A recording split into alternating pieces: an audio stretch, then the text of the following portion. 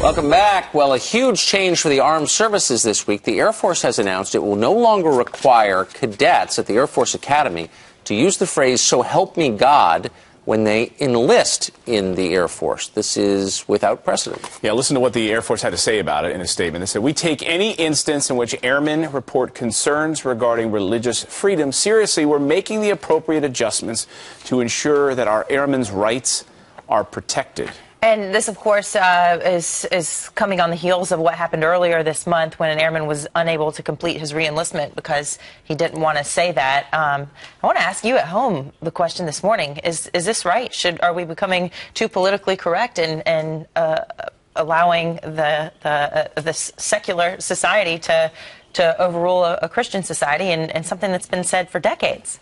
Decades, well, centuries, actually. Not at the Air Force, which hasn't existed for more than 60 years, but certainly in the U.S. military. Yeah, the military is becoming incredibly politically correct.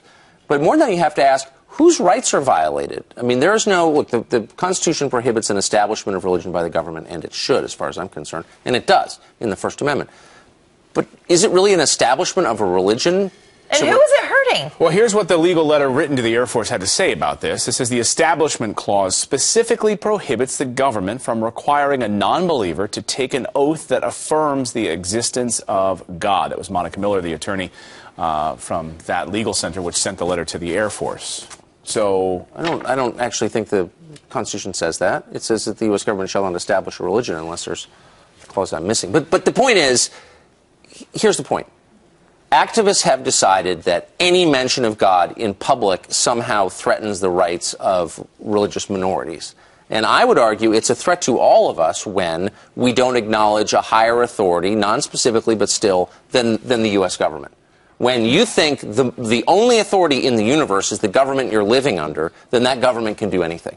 And that's why the founders insisted, and a lot of them weren't Orthodox Christians, but they still insisted that we acknowledge a higher authority because it was a limit on the power of government. And without that, boy, people get radical. Right. Many of them were deists, and many of, God is scattered throughout much of our founding documents. Richard Dawkins, an author of the book The God Delusion, says that he thinks that too many Americans right now are convinced, this is what he says, too many religious Americans are convinced that they can't trust people who don't subscribe to a faith. It's time for the secular to make themselves known. The incident betrays a subtext of intolerance and hostility towards secular people that is embedded in American culture and public institutions. Yeah, people are suspicious of atheists, there's no doubt about it, but I don't see Christians or any people of faith, Orthodox Jews, anybody who takes faith seriously acting half as aggressively as atheists have been. I don't notice Christian groups filing lawsuits forcing other people to do things they don't want to do, but I see a ton of atheist groups doing that recently. Right, and billboards being taken out to try to, get you to somehow not believe in God. See that scattered. I saw that in the Pennsylvania mountains driving. There was a big billboard by an atheist group saying, really, that's what you're going to focus on? Yeah, if this is the way that people want to make sense of the world that they live in and find purpose, let them do it. Right.